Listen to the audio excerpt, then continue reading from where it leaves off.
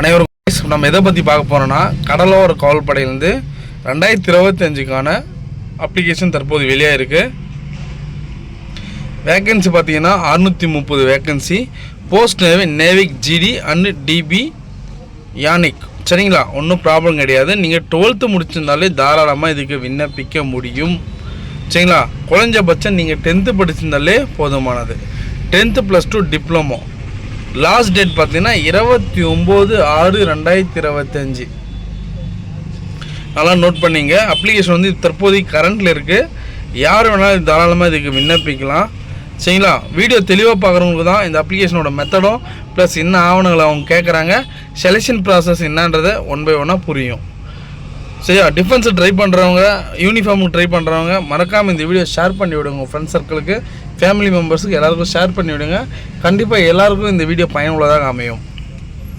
சரிங்களா, Indian cost கார்டில் தற்போது வேக்கன்சி வந்திருக்கு. தமிழ்லன்னு பார்த்தீங்கன்னா கடலோர காவல்படை, கிட்டத்தட்ட நேவி மாதிரி தான். அவங்க கடலில் வேலை செய்வாங்க. நம்ம கடலோர காவல்படையில் ஒரு பாதுகாப்பு வீரராக நம்ம வேலை செய்வோம். சரிங்களா, லாஸ்ட் டைம் வந்து ஒரு மீனவ சமுதாயத்தை சேர்ந்தவங்க போஸ்டிங் வாங்கியிருக்காங்க. கடலோர காவல்படையில் போஸ்டிங் வாங்கியிருக்காங்க. சரிங்களா, டாப் நியூஸில் கூட வந்திருக்கும். Indian cost card central government job. சரிங்களா, இது வந்து அக்னிவீர் கிடையாது, ரெகுலர் பேசிக் தான். இதனால் நோட் பண்ணி காட்டுற பாருங்க. எம்ப்ளாய்மெண்ட் டைப்புன்னு கேட்டால் ரெகுலர் பேசிக், டெம்பரரி பேசிக் தான் அவங்க தெளிவாக சொல்லிகிட்டே இருப்பாங்க. டெம்பரரி பேசிக் தான் நாங்கள் வேக்கன்சியை ஃபில் பண்ண போகிறோன்னு. அப்படி கிடையாது, ரெகுலர் பேசிக் தான். டோட்டலாக வேக்கன்சி 630 வேக்கன்சி. இந்த 630 வேக்கன்சியும் 4 கட்டமாக பிரிப்பாங்க. அது என்னன்றதை நான் 1 by 1 சொல்லிடுறேன். சரியா, டோட்டலாக வேக்கன்சி என்னென்ன டிபார்ட்மெண்ட்டுக்கு கால்ஃபர் பண்ணியிருக்காங்கன்றதை மட்டும் நான் மென்ஷன் பண்ணி தற்போதைக்கு காட்டுறேன். சரி, ஓகே. நம்மளுக்கு போஸ்டிங் எங்கே போடுவாங்க? All over India competition.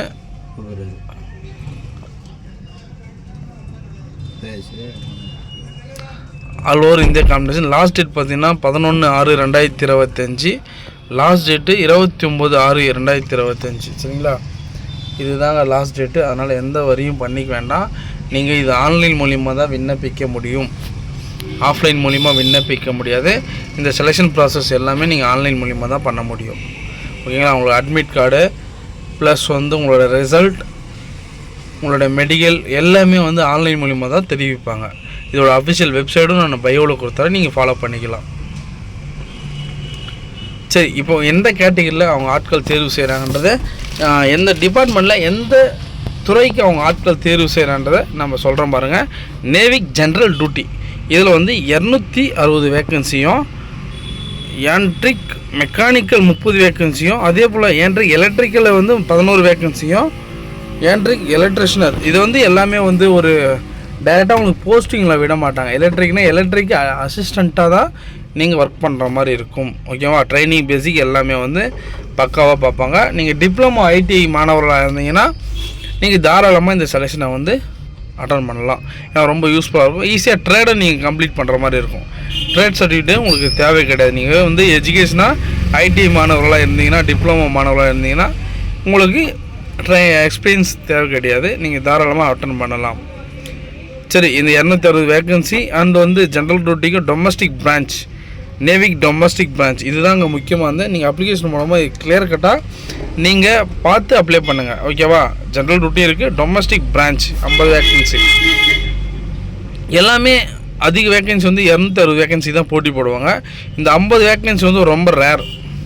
வேக்கன்சியாக ரொம்ப கம்மியாக இருக்குது ப்ரோ, எங்களுக்கெல்லாம் எங்கே கிடைக்கும், 260 வேக்கன்சிக்கு நான் பண்ணுறேன் அப்படின்னு சொல்கிறவங்க தான் இப்போ தற்போதைக்கு அதிகம்.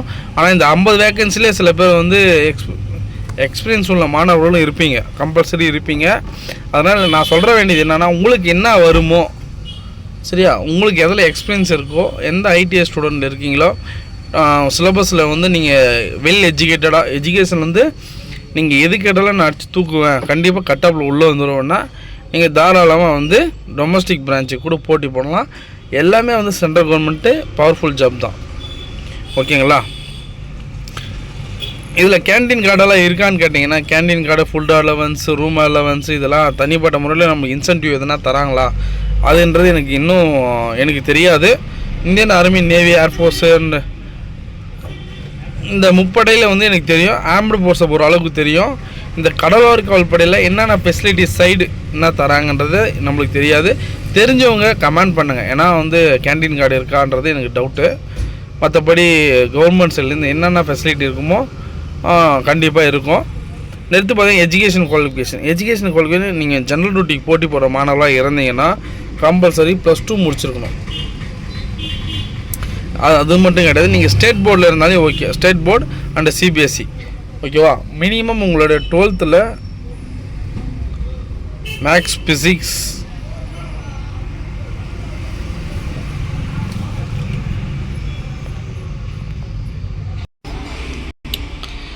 நேவி டொமஸ்டிக் பிரான்ச்சுக்கு 10th படிச்சிருந்தாலே போதுமானது. சரியா, 10th மாணவர்கள் +2 ஃபெயில் ஆனவங்களும் சரி, +2 படிச்சுட்டு இருக்கிறவங்களும் சரி, படித்து முடித்தவங்களும் சரி, நீங்கள் 18 வயசு கம்ப்ளீட் ஆனால் மட்டும்தான் இதுக்கு அட்டன் பண்ண முடியும். நல்லா நோட் பண்ணிங்க. +2 ஃபெயில் ஆகிருந்தாலும் 10th நீங்கள் பாஸ் பண்ணியிருக்கீங்களா, அதை வச்சு நீங்கள் தாராளமாக இந்த டொமஸ்டிக் பிரான்ச் ஓகேங்களா, அண்டர்லைன் பண்ணுற மாதிரிங்க, இந்த டொமஸ்டிக் பிரான்ச்சுக்கு தாராளமாக நீங்கள் போட்டி போடலாம். வேக்கன்சி 50 வேக்கன்சி தான் ஓகேங்களா. அதே போல் 10th முடிச்சுட்டு டிப்ளமோ ITI முடிச்சிருப்பீங்கள, அவங்களும் ஏன்ட்ரிக் சரியா, எலக்ட்ரிஷியன், மெக்கானிக்கல் இந்த மாதிரி துறைக்கெல்லாம் வந்து நீங்கள் தாராளமாக இதை நீங்கள் தேர்வு செஞ்சு அப்ளிகேஷன் போடலாம். குறைஞ்சபட்சம் நீங்கள் 3 or 4 இயர்ஸ் உங்களுடைய கோர்ஸ் இருக்கணும் ஓகேங்களா. 6 month கோர்ஸு, 1 month கோர்ஸு, 2 மாதம் 2 years கோர்ஸெல்லாம் இதுக்கு நாட் எலிஜிபிள் ஓகேங்களா. மினிமம்னா நீங்கள் 3 or 4 இயர்ஸ் நீங்கள் வந்து இந்த கோர்ஸை முடிச்சிருக்கணும். ITI அண்ட் டிப்ளமோ ஸ்டூடெண்ட் நான் சொல்கிறது. Radio and power engineer duration ஓகேங்களா. ரேடியோ அண்ட் பவர் டியூரேஷன் இது எல்லாத்தையுமே வந்து உங்களுடைய கோர்ஸ் இதில் இருக்கான்னு பார்த்துங்க. இதை ஒரு ஸ்க்ரீன்ஷாட் கூட எடுத்து வச்சுங்க. எலக்ட்ரிக்கல் இன்ஜினியர் டிப்ளமோக்கு என்ன வேணும், மெக்கானிக்கல் இன்ஜினியர் டிப்ளமோக்கு என்ன தேவை என்றதை அவங்க 1 by 1 தெளிவாக நோட் பண்ணியிருக்காங்க. நீங்கள் ஃபஸ்ட்டு காலம் மட்டும் பார்த்துட்டு நீங்கள் அந்த துறையில் நீங்கள் படித்து முடிச்சுட்டு இருந்தீங்கன்னா அந்த கோர்ஸில் இந்தந்த சப்ஜெக்ட் வருதா அப்படின்றத பார்த்து கண்டிப்பாக உங்களுக்கு என்ன கோர்ஸ் முடிச்சிருக்கீங்களோ அதுக்கு தகுந்த போல் நீங்கள் அப்ளிகேஷன் போட்டு போட்டி போட்டு இந்த வேலை வாய்ப்பை உங்களுக்கான வேலையான்றதை தக்க வைத்துங்க சரிங்களா. ஒரு வேக்கன்சி இருந்தாலும் அதுக்காக உங்களுடைய திறமைக்கேற்ற போட்டி போடுற மாதிரி பிளான் பண்ணிங்க. நெக்ஸ்ட்டு பார்த்துருவோம். இதோட ஏஜ் கேட்டகரி எல்லாருமே கேட்டு இருப்பீங்க. 18லேருந்து 22 வயசுக்குள்ளே இருக்கணும் ஓகேங்களா. 18லேருந்து 22 வயசுக்குள்ளே இருக்கணும். 18 வயசுக்கு கம்ப்ளீட் ஆகிருக்கணும். கம்பல்சரி நீங்கள் 18 வயசு தாண்டினா மட்டும்தான் செலெக்ஷன் அட்டன் பண்ண முடியும். உங்களுடைய டேட் ஆஃப் பர்த் இதில் மேட்ச் ஆகுதான்றதை தெளிவாக பார்த்துங்க. ஆகஸ்ட்டு 2008 ஆகஸ்ட்டுக்குள்ளே இருக்கணும் ஓகேங்களா. 2008